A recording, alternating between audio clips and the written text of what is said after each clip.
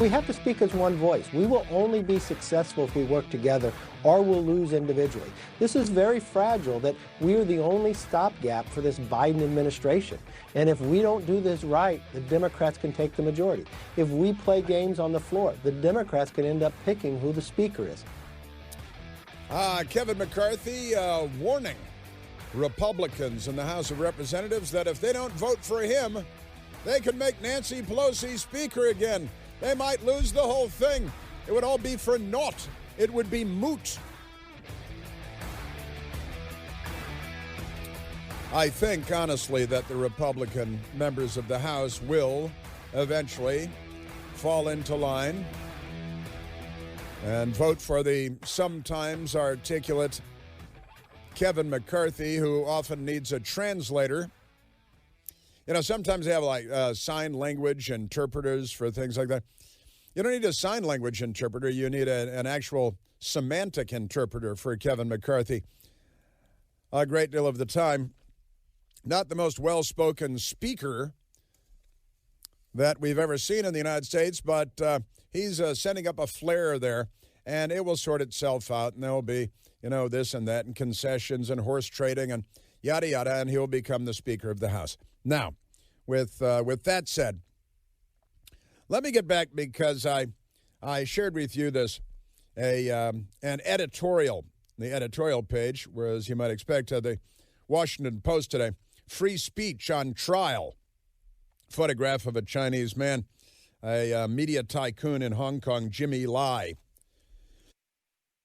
He's in jail and he's facing trial, and the communists might put him in prison for life, because he ran a newspaper and they don't like that, and he said bad things about them, so they arrested him. And freedom of speech is a dangerous job, Hong Kong media mogul Jimmy Lai wrote. You know, I say that all the time. Nothing gets you in trouble like the truth is kind of a variation on that. Sent in a letter from prison last year. He is the founder of Apple Daily, a scrappy tabloid newspaper, and became a voice for democracy in Hong Kong. Mr. Lai is fighting specious charges by the authorities under the restrictive national security laws imposed by Beijing. His trial is set to begin this week. And the right to freedom of expression and association will be in the dock with him. Well, gosh, you guys are against free speech at Twitter, which you consider to be the all-important social media platform. Am I right about that? Mr. Lai wrote in his handwritten letter from jail that it is a journalist's responsibility to uphold justice. And he said, it is precisely this that we need to love and cherish. See, he appreciates free speech and the importance of free speech. Now he's in prison for it.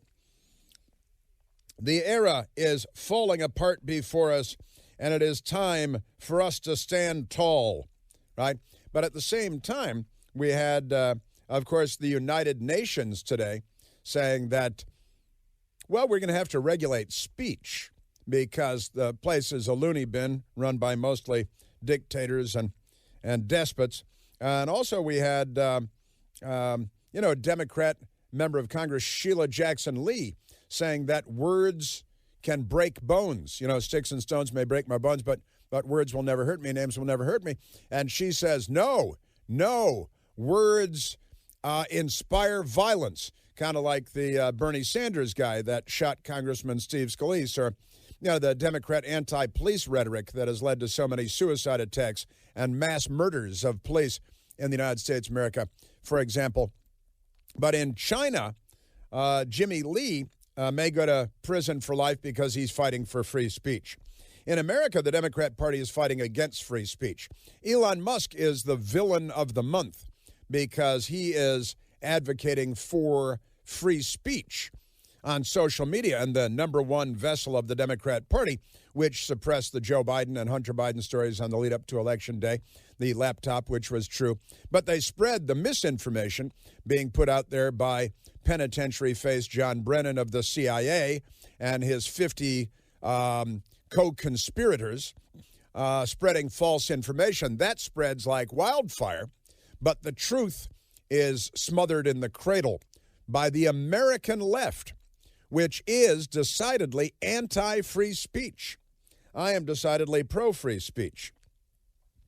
And where is, with these riots and this insurrection going on in China against the oppressive communist Chinese regime, where is the United States of America in all this? Well, let's go to the spokesman for the President of the United States at the National Security Council and former U.S. naval officer, left the Navy as a one-star admiral, rear admiral, lower half, and took another government job because he was Cobble Kirby during the, like Baghdad Bob, Cobble Kirby during the disastrous evacuation that Joe Biden staged from Afghanistan. 13 Americans massacred there by the troglodytes from hell. And Cobble Kirby is now apparently Comrade Kirby as well, standing up for the communist Chinese and soft selling the whole thing. It's, oh, listen, the president, why isn't the president, the question was asked of Cobble Kirby, why isn't the president speaking up about the violence against the people of China by the communist regime there? Is it just because your family has taken in so much money from crooked business deals with the communist Chinese? Cobble Kirby, a.k.a. Comrade Kirby. What is the president's reaction when he hears protesters in China chant freedom or Xi Jinping step down? The president's not going to speak for protesters around the world. They're speaking for themselves. He's not going to speak for protesters around the world. That is a new low in American history from a now retired naval officer, National Security Council spokesmodel, Comrade Kirby. He's not going to speak for protesters around the world. They'll speak for themselves. They've been disarmed by the state, which Joe Biden and the Democrats are calling for. No more semi-automatic weapons, the vast majority of handguns. No more so-called assault rifles, the vast majority of rifles. And the left is coming for your rights. And I got to tell you, that is a soundbite that should live in infamy, because it is precisely the role of the President of the United States to play the role of the leader of the free world and to stand up for those who are being crushed by an oppressive government, in this case, communist China, with their slave labor that Apple loves. So Apple is shutting down access to apps that allow the protesters to communicate and functions that allow the protesters to communicate. And even Stephen Colbert noticed, and he's a pinko commie simp himself, Democrat Party pimp. Just wanted to find something that rhymed. He won't speak for, you know what, Michael, I've got to hear that again because it's so staggering that a spokesperson for the President of the United States. And then there's Iran, where according to today's reports, where's my story on that? 488 people, I think, is the count. 488 people, Iranian citizens, have been murdered by the brutal regime there. And Joe Biden has nothing to say about that. And the press isn't asking about it at the White House either. Here is Comrade Kirby. What is the president's reaction when he hears protesters in China chant freedom or Xi Jinping step down? The president's not going to speak for protesters around the world. They're speaking for themselves.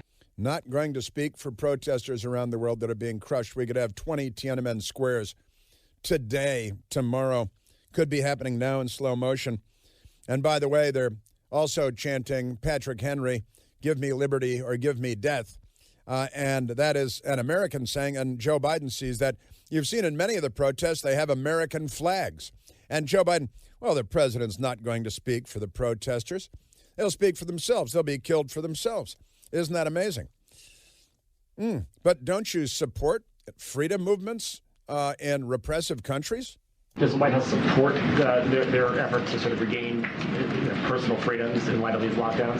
The White House supports the right of peaceful protest. That is such a BS answer. What a clown. Man, what a clown. I'm embarrassed for you. Peter Ducey at the White House briefing with Comrade Kirby. Why is the White House's line that everybody has the right to peacefully protest, and not the U.S. thinks it's bad to lock people up in their houses to stop COVID. We've made it clear, Peter, that a lockdown is not a policy that we're going to support here. Obviously, there are people in China that have concerns about that, and they're protesting that, and we believe they should be able to do that peacefully. We believe they should be able to do that peacefully. That is just the stuff of third world. What a spineless jellyfish of a person is Kabul Comrade Kirby, speaking for Lunch Bucket Joe. Absolutely amazing.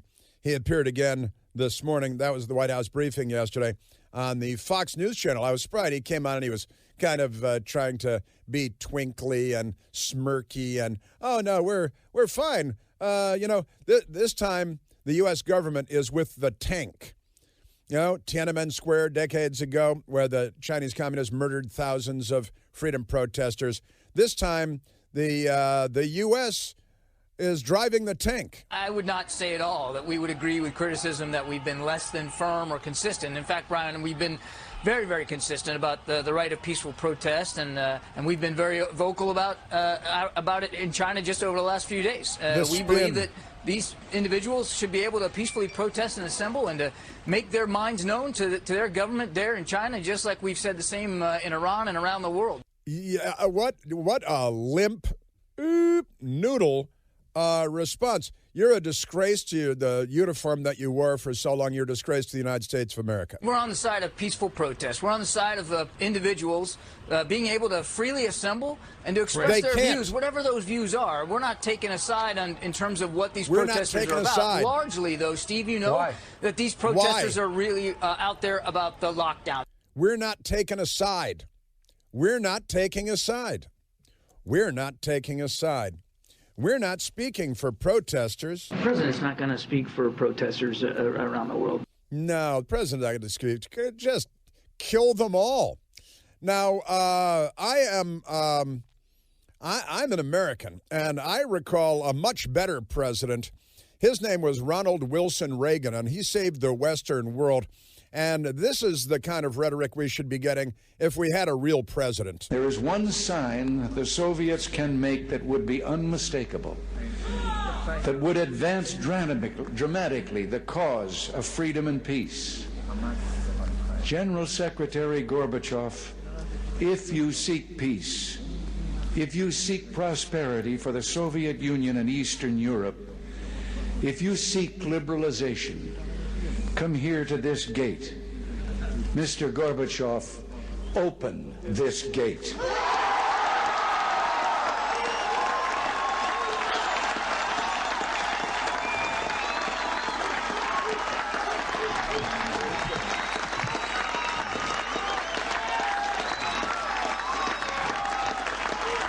In front of the Brandenburg Gate in Berlin.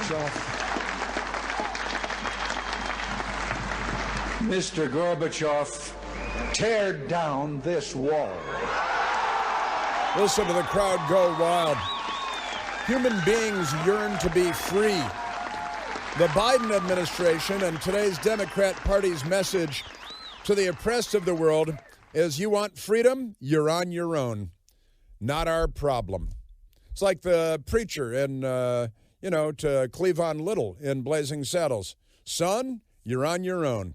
It is, this administration is a disgrace to our nation, a disgrace to the presidency, an embarrassment to Western civilization. He's not the leader of the free world, and he is the worst president of the United States, certainly in modern times. We're not taking a side. Son, you're on your own. That's a fact, Jack. Give me Ronald Reagan. The holidays are here, aren't they?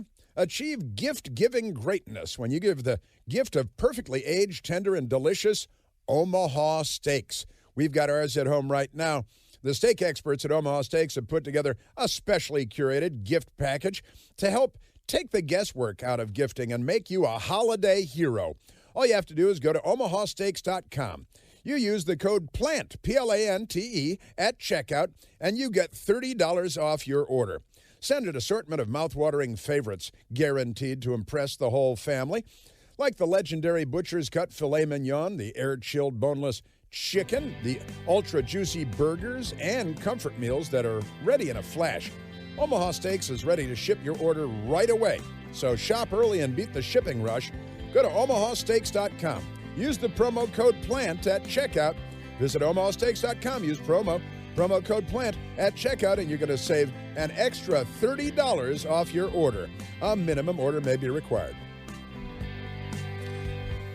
Yeah, when I met Mikhail Gorbachev at Ronald Reagan's funeral at the National Cathedral, I called him General Secretary, which is what Ronald Reagan called him in the Tear Down This Wall speech. He preferred president. I preferred his Communist Party title. You're listening to The Chris Plante Show.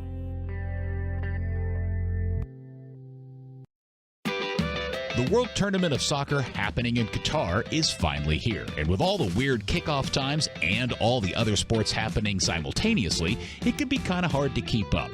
So to make sure you're up to speed, be sure to listen to Qatar Kick Around for the daily wrap-up of all the action from the tournament. From the group stage all the way to the final, Andy, Lars, and Peter are here for you with recaps and opinions of what happened that day in Qatar. Everything can be found at thekickaround.com, the Cumulus Podcast channel on YouTube, or wherever you listen.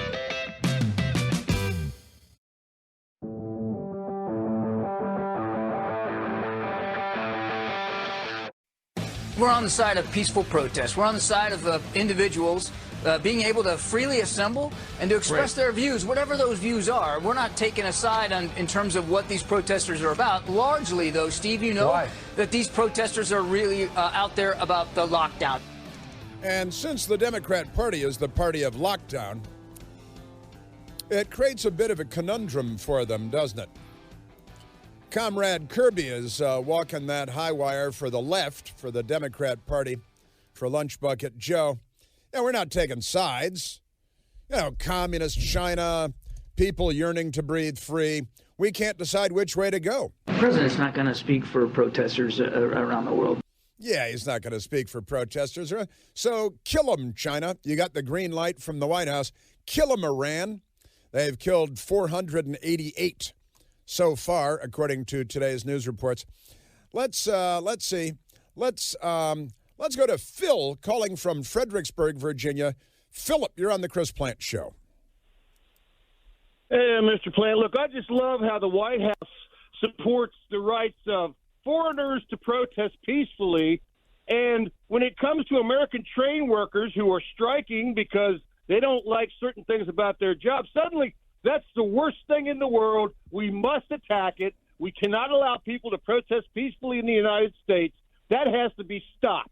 And, don't blame the train worker because Joe Biden ran this country into the ground. It's not the train worker. It's Joe Biden. That's a fact, Jack. But, Phil, you work in the rail industry? No, sir, I don't. But I've worked with union people all my life, and every union person I worked with was a hardworking person who cared about their job, cared about their family, and was just trying to make a living.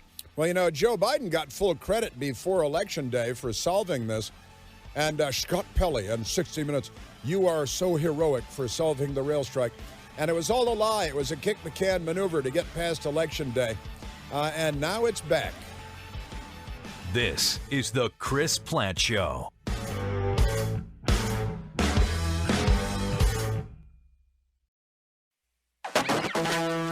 Well, a development this morning at CNN. Used to be called the Cable News Network. A couple of days ago, the papers out of the United Kingdom had layoffs, low ratings, and a lurch closer to the right. Is CNN in crisis? There is no lurch to the right at CNN. That's not true. But they got this guy, a new president, Chris Licht. Chris Licht always leads to the same question, doesn't it? Hoodie Lick. CNN's Chris Licht starts layoffs of workforce. That's today, this morning, Wednesday.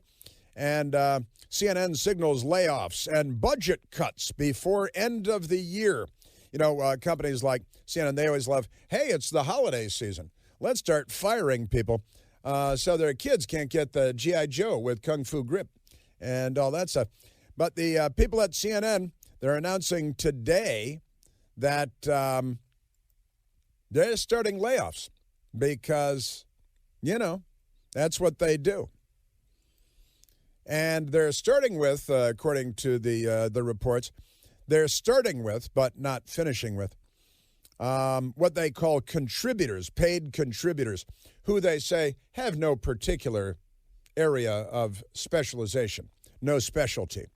CNN started to inform staffers of layoffs as its chairman and CEO, Chris Licht, wrote that notices will go out on Wednesday, that's today, and Thursday, tomorrow.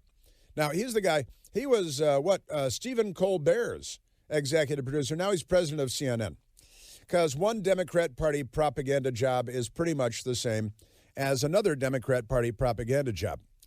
The memo says, today we will notify a limited number of individuals, largely some of our paid contributors, as part of a recalibrated reporting strategy. What a BS line that is, recalibrated reporting strategy. What dressed up words can we use for this one? Licht wrote in the memo, shared on Twitter by CNN's Oliver Darcy. He's their fake media analyst. Tomorrow we will notify impacted employees. There'll be impacted employees. And tomorrow afternoon I will follow up with more details on these charges. You see, these changes. They're going to start charging him. Licht had announced earlier this fall the network would cut positions. He wrote that he recently described this process as a gut punch because I know how it feels for all of us. Well, it feels more like that for some of us, and not so much for all of us. But they're beginning layoffs, and they say that tomorrow and Friday there will be more and more. You know, they usually like to do it on Friday because the weekend is upon you. So they said tomorrow it's going to be more people.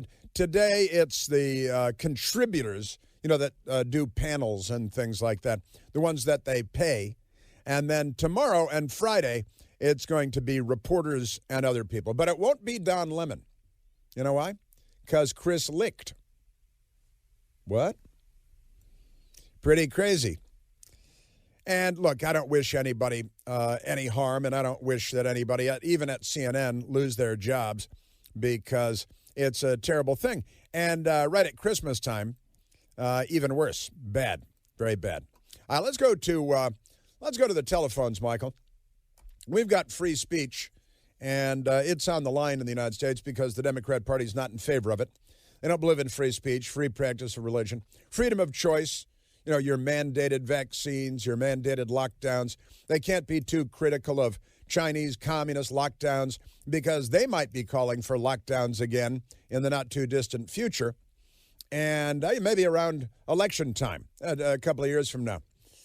They've got a plan, you know, and Hillary Clinton already warned that nefarious and mysterious right-wing groups already have a plan in place to steal the 2024 presidential election because Hillary Clinton is spreading wild-eyed conspiracy theories like the mental case that she is. Right-wing extremists already have a plan to literally steal the next presidential election. Literally. All right-wing extremists already have a plan.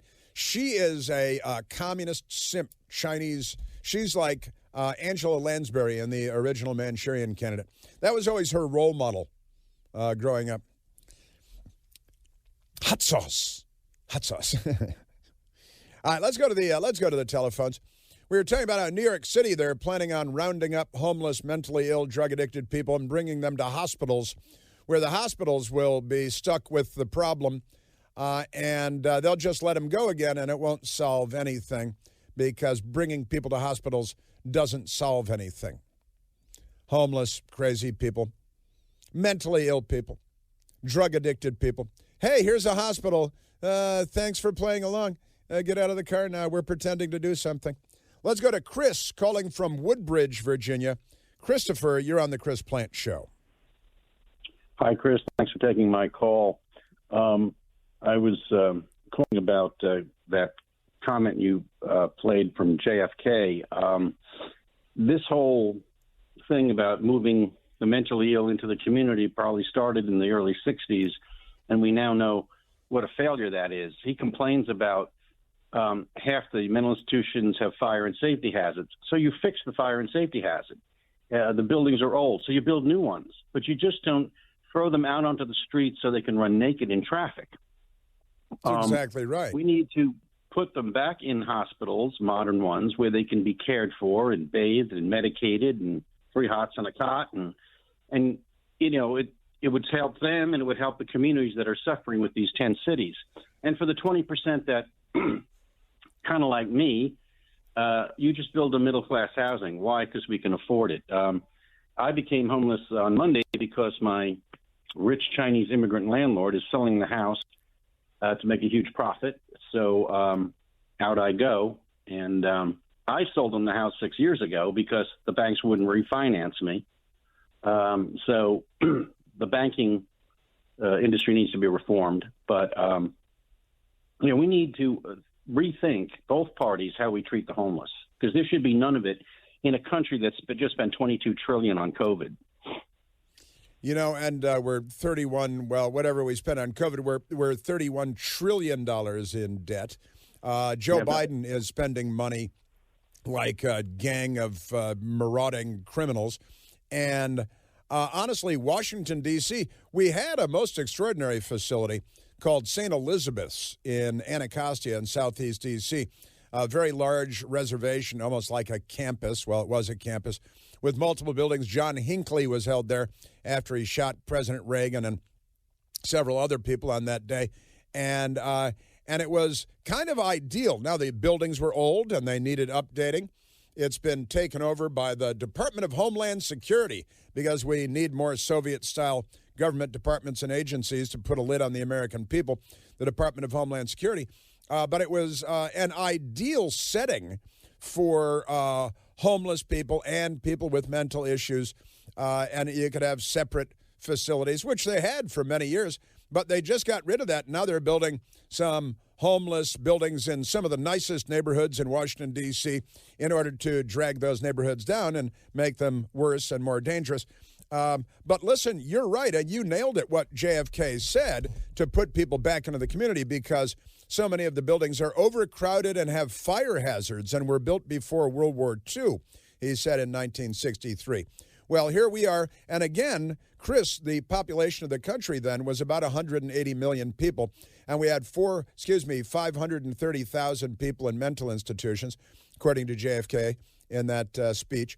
And now we have 45,000 people in mental institutions with a population that is 150 million people more, 150 million people greater, larger than the population in 1963.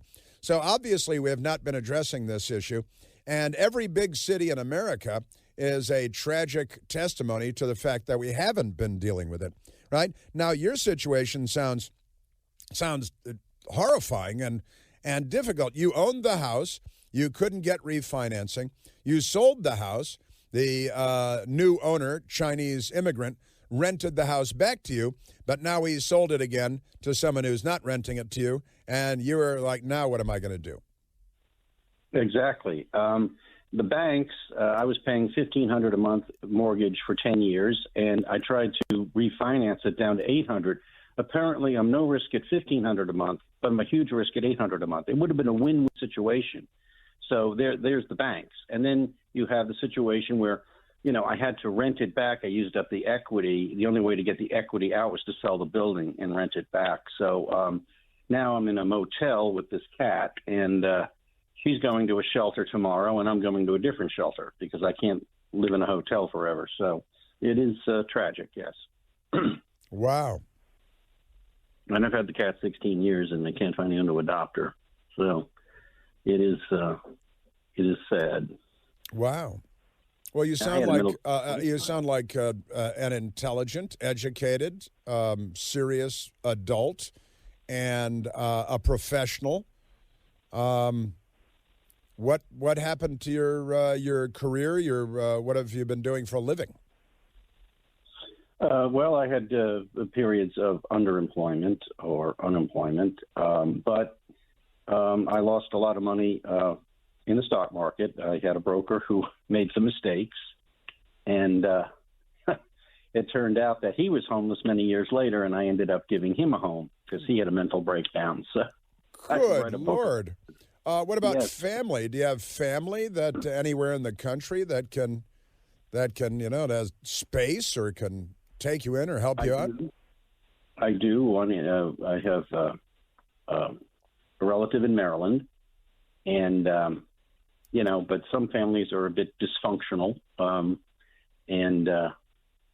He's a millionaire, but I haven't heard. He didn't help me pack. He didn't help me move. So hopefully he's not listening to this. But I did have help from my church. They helped me move. So well, hopefully he is listening. Boy. But I had one person in my church who was a huge help. He came and helped me pack on Friday. He helped me move on Saturday. Then after 2 hours of church, he helped me pack up the miscellaneous. And this after he's 68 and has a full-time job as a JAG lawyer. He's a Navy lawyer downtown. So he's got a full plate, yet he found the time to help me. And I'm very grateful to him and people like him. Wow.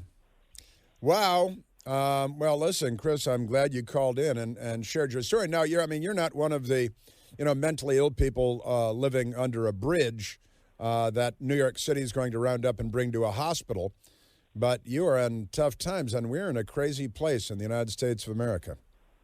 Well, when the middle class becomes homeless, then something will be done about it. Just like during the Vietnam War, we drafted the poor kids of the South and Midwest, and nobody cared. But when we started drafting the kids of the middle class, suddenly the war ended. So you got to get the attention of the middle class first, and not enough of becoming homeless. But that may change, unfortunately. I hope it doesn't. But I'm not the only one in this position from the middle class. And you're actually headed to a shelter today. Tomorrow, December 1st, yeah. I've been here 10 days. I can't afford more than that. It's funny. I have a free first-class ticket on American that I had to buy a year ago, and I can't afford to go out there. And I could stay in a motel out there like here, but, I mean, it's ironic to have a first-class ticket, and you really can't use it. Man. So, yeah, I don't want to give up the cat. And I don't want to give up the cat. Man.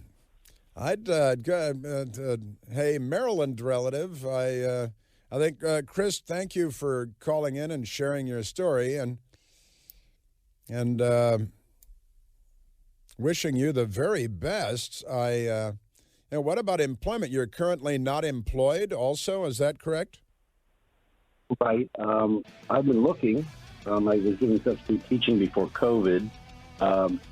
And I just to add one other thing, a Washington Times article that I read about the government is putting up people in Marriotts at the border with their choice of mattresses and their choice of room service, yet they won't pay for someone like me for a motel. So maybe I should go. Yeah, sneak in across the border. Yeah, use that first-class ticket to go to Tijuana and then walk back across the border, and the Biden Democrats will help you out. Chris, God bless you, and the very best of luck. I hope something turns up for you and soon. You're listening to The Chris Plante Show.